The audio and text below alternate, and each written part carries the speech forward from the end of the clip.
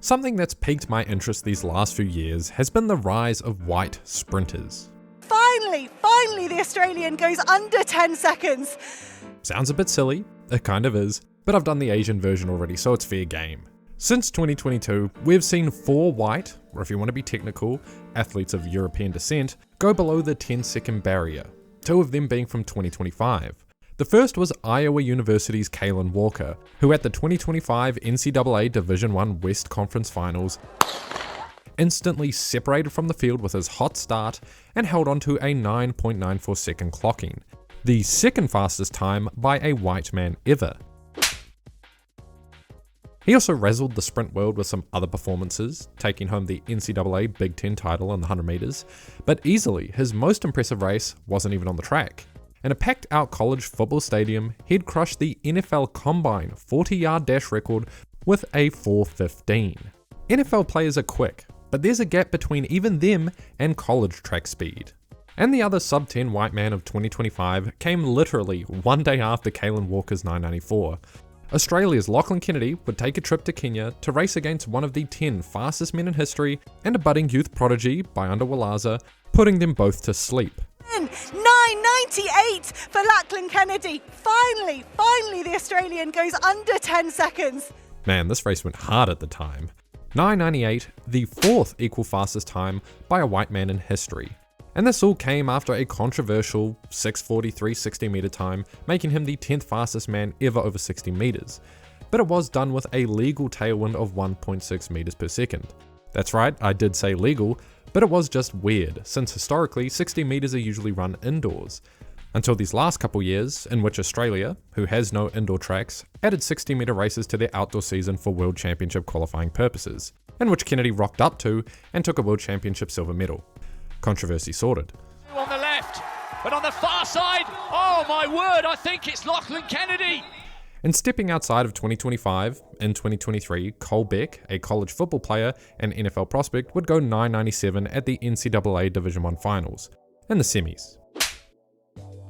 He would then get certifiably clapped in the finals.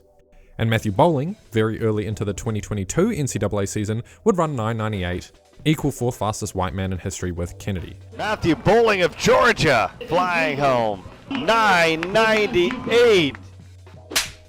So in 4 years, we've seen 4 white men run sub 10 seconds, twice as many as the 40 or so years of modern track that preceded it.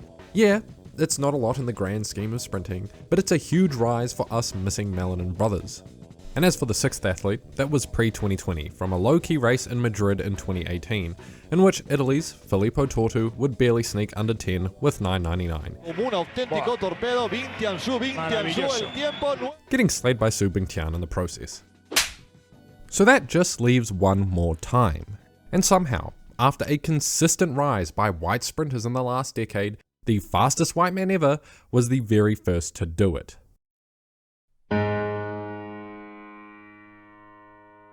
If you've noticed anything about the current batch of white sprinters, it's that even when they're winning, by the end of the race, they're starting to lose ground.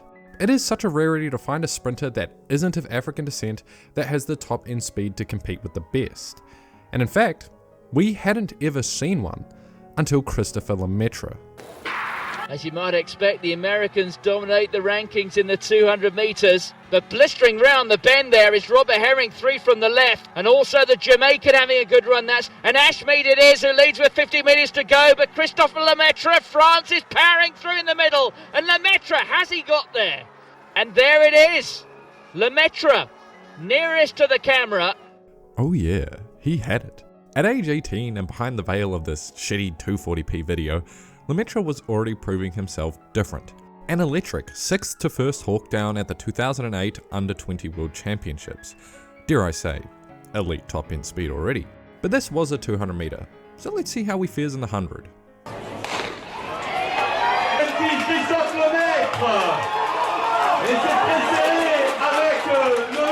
Yep, it's the same thing, literally creating his entire lead in the second half of the race. But did I mention at this point in time, it was only his 2nd year into running track seriously. Now that's some horrifying talent. So of course, he'd only build on this heading into his 3rd and 4th year of track, 10 flat becoming his bread and butter, beating the best Europe had to offer, both at the junior level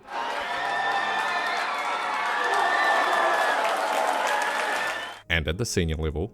Away they go, no problems at the starting side, and Lemaitre's got some work to do to get on terms. It's Dwayne Chambers, Lemaitre's coming, Lemaitre takes it! Goal to the Frenchman! But on the world stage, this was the Bolt era after all, he would get beat like this at times. Well, Asafa Powell got a terrific start, and Asafa Powell's absolutely burying this field. Powell is away! But amongst everyone else who wasn't Bolt, Powell, Gatlin, Gay or Blake, he was riding with the best of them. So it was only a matter of time.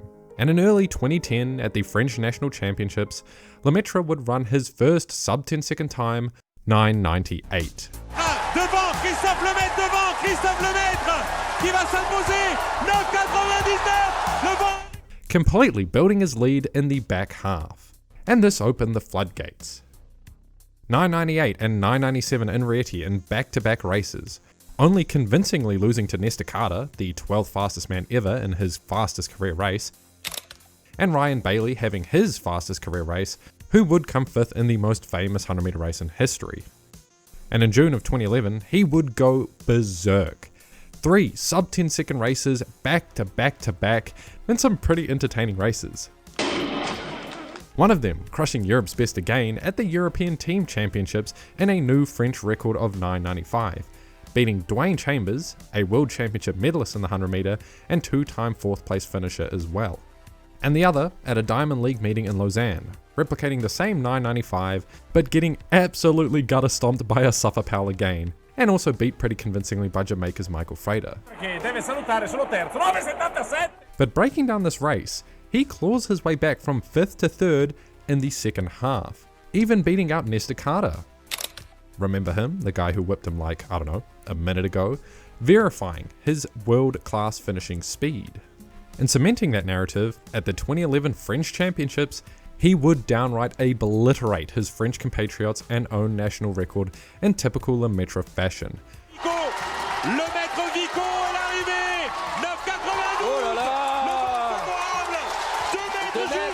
9:92, all his work done in the latter half of the race. At age 21, he would run the fastest time ever run by an athlete of full European descent, the white man 100 meter world record. The future was thought to be bright. For who doesn't know, Christophe Lemaitre is a French guy, and he was the first white guy to break 10 seconds. 10 seconds. Yeah. They were putting so much pressure on him to beat us. Yeah. You know what I mean? Yeah, but I think he would have been better. Yeah, he would have been way better. They gave him time to develop. Yeah. And he would never run under 10 seconds again. And here's a crazy little stat. In that 2-year span, by age 21, he had run more sub 10 second times on his own than the rest of white men collectively in history. For now, anyway.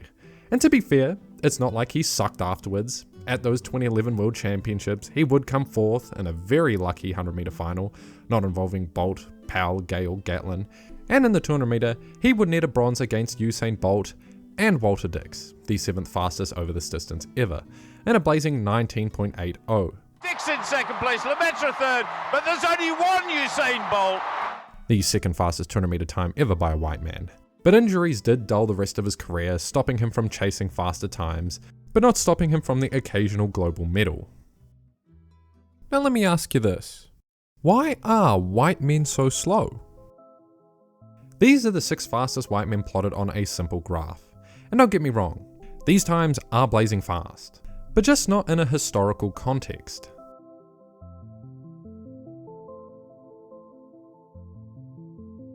This graph represents the 100 fastest men to ever exist, plus our extra white guys, but they didn't make the top 100, so I'll remove them now. How many of these athletes do you think aren't of African or Caribbean descent? I'll give you a second to think about that. 2. One is Asian, that's China's Su Bingtian, who has a cult fame at this point with his monstrous performance at the 2021 Tokyo Olympic Games, landing him as the 22nd equal fastest man in history. And the other, of course, is Christophe Lemaitre, ranked the 79th equal fastest of all time. Now, while we do have this cool yet problematically keyed graph, there's a couple things I want to add. First, Bolt was a freak, no elaboration needed. The next is, there are more high schoolers on this list than whites, Asians, Latin Americans, or Middle Eastern athletes combined. And of course, there are also some ethnically mixed athletes. Lamont Marcel Jacobs, the 16th fastest athlete of all time, his mother Italian and his father African American. Jimmy Vercourt is 33rd with a French father and West African mother. Michael Norman, sharing the exact same time as Vercourt, has a Japanese mother and African American father. And the last, scraping in as one of the 12 athletes who share the 89th fastest man in history spot, is Oceanic record holder Patrick Johnson, who is a mix of Irish and Aboriginal? Well, I guess that makes 3 athletes not of African descent. Regardless, the trend is 97% of the world's fastest 100 men are at least 50% black. Putting it bluntly, I'm not sure how received this video will be, but it is what it is.